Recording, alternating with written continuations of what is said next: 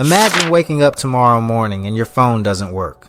Not because of a software update, not because of a bad signal, because every satellite in orbit is dead. The power grid is down, not just in your city, in your country, in every country. The internet is gone, banks are offline, hospitals are running on emergency generators until those run out too. GPS, silent, air traffic control, dark, the global financial system, frozen. This is not science fiction. This is what scientists warn could happen within our lifetime if the sun does again what it did on February 10th, 1958. On that night, the most powerful solar storm in modern recorded history tore through Earth's magnetic field. The skies over New York burned red, telegraph systems failed across continents, and a brand new satellite, America's Pride, Explorer 1, lost its radio system within hours of the storm hitting. That was 1958, a world of telegraph wires and transistor radios. Now imagine the same storm hitting a world of 9,000 satellites, 8 billion smartphones, and an internet holding the entire global economy together. Welcome to the most dangerous force in the solar system, and it's 93 million miles away, pointed directly at us. To understand what happened in 1958, you need to understand what the sun actually is.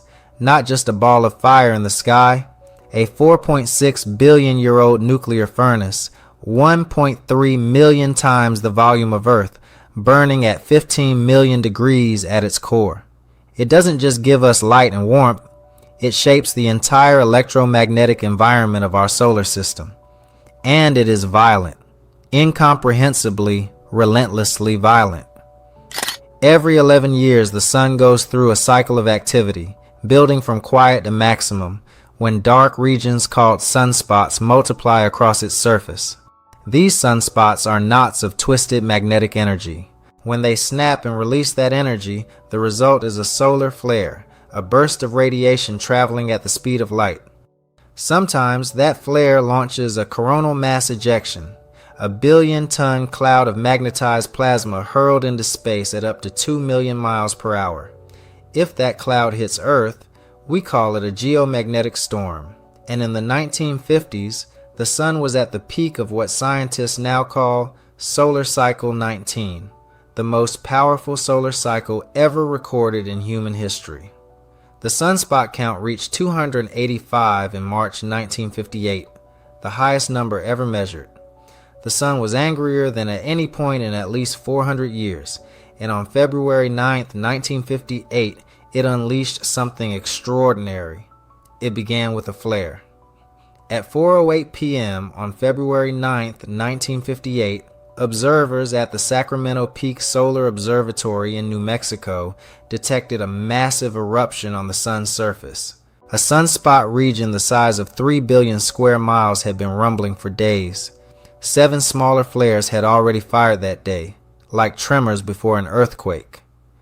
Then the big one came. A coronal mass ejection, a billion-ton wave of magnetized plasma, was launched directly toward Earth. It crossed 93 million miles of space in less than 2 days. On the evening of February 10th, it arrived. At 8:26 p.m., Earth's magnetometers began to jump. 4 minutes later, AT&T and the New York Times lost radio contact with their overseas stations. By 9:00 p.m., the Aurora Borealis, the Northern Lights, blazed blood red over New York City. People across Europe ran into the streets terrified the sky was on fire. Western Union's telegraph systems began failing. AT&T lost contact with South America.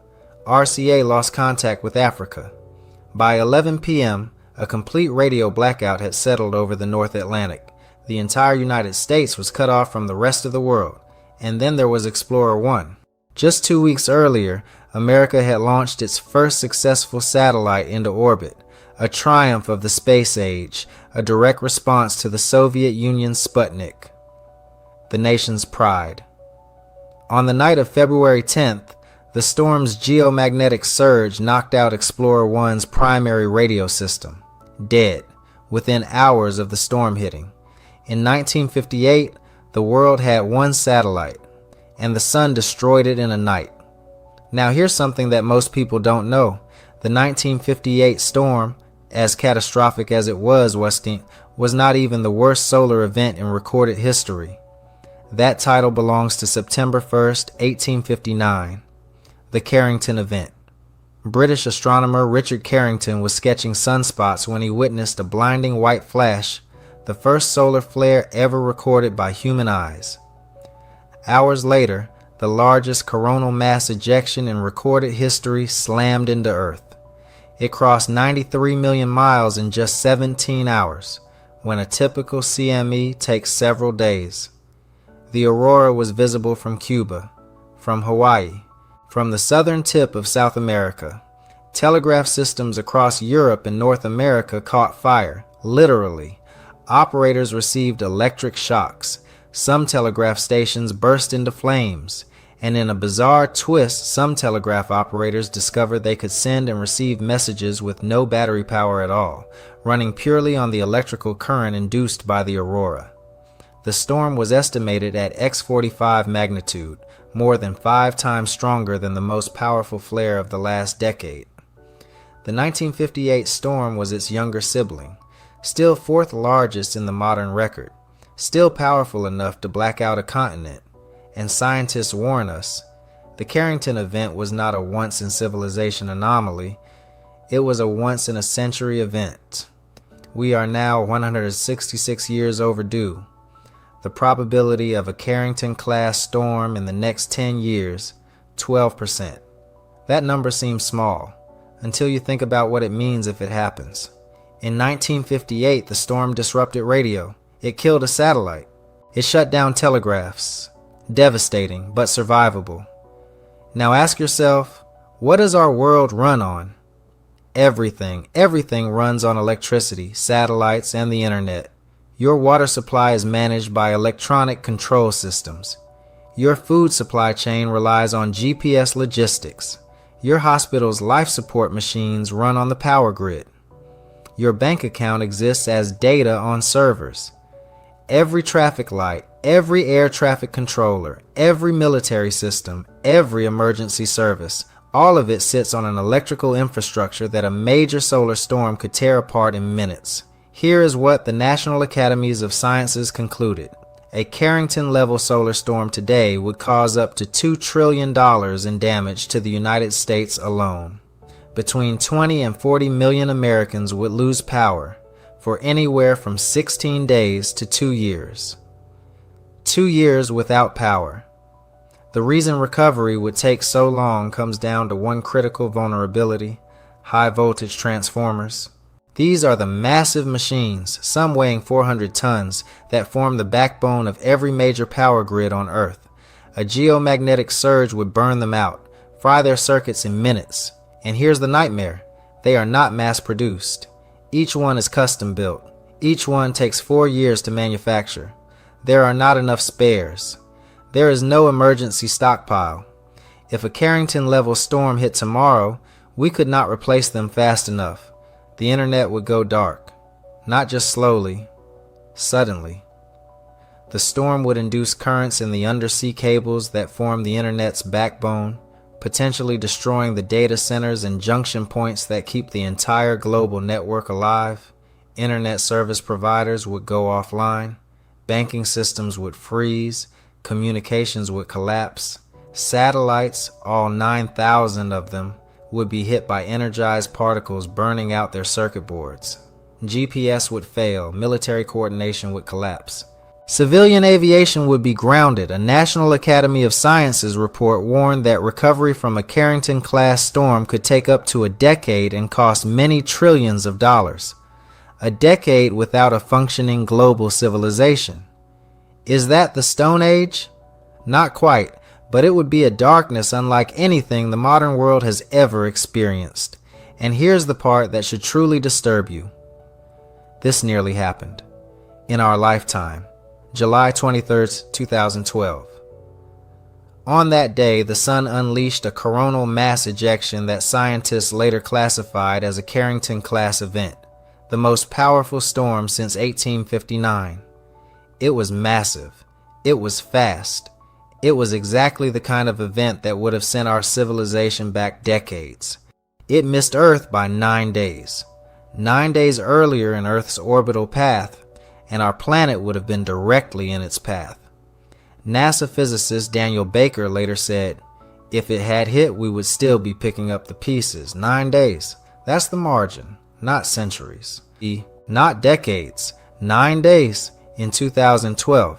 And in March 1989, a storm far smaller than Carrington, classified as moderate by comparison, caused the entire Hydro-Quebec power grid in Canada to collapse. 6 million people lost electricity for 9 hours. A transformer in New Jersey melted. Satellites tumbled out of control as Earth's magnetic field shifted beneath them. That was a moderate storm. The sun doesn't need to try very hard to hurt us. So what are we doing about it? The honest answer is not enough. NOAA's Space Weather Prediction Center monitors the sun around the clock, watching for coronal mass ejections. NASA's Parker Solar Probe is flying closer to the sun than any spacecraft in history, studying solar activity in unprecedented detail. When a CME is detected, we typically have between 15 and 60 minutes of warning before it hits Earth. 15 minutes to warn the entire planet. Some power grid operators can take protective action in that time, shutting down vulnerable sections before the surge hits.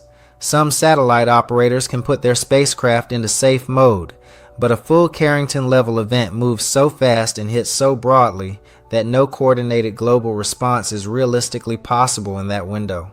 The cost of hardening the U.S. power grid against a major solar storm has been estimated at between $100 million and $500 million, a fraction, a tiny fraction, of the $9 trillion in potential damage a major storm could cause. And yet the investments haven't been made at scale. The stockpile of replacement transformers doesn't exist. The global early warning network is still limited. We are treating a known, measurable, inevitable threat as if it were science fiction. The sun has a 12% chance of producing a Carrington-level event in the next decade. That's not a remote possibility. That's roughly the same odds as rolling a 1 on a standard die. You would not bet your civilization on those odds. And yet, here we are. On the night of February 10th, 1958, people in Boston looked up and saw the sky burning red. People in Europe thought cities were on fire. In Japan, emergency services received calls reporting distant blazes on the horizon. It was the sun, reminding us in its ancient, indifferent way that it is in charge. We have built a civilization of extraordinary complexity. We have wired our entire world together. Every light, every screen, every bank account, every hospital monitor, every military radar into one vast, humming, interconnected electrical system.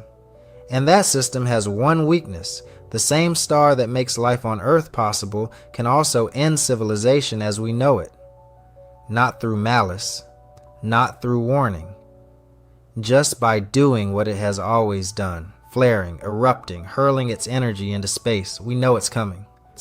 The only question scientists debate is when. The 1858 storm was a warning.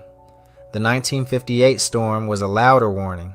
The 2012 near miss was a warning we barely noticed because it missed us. Next time, we may not be so lucky. The Stone Age isn't a metaphor, it's a destination. And the road there runs through the sun. The question is not whether the sun will strike again. The question is whether we will be ready when it does. The sun will do what the sun wants. If this video made you look at the sky differently, subscribe. Because the universe has more stories like this, and we're just getting started.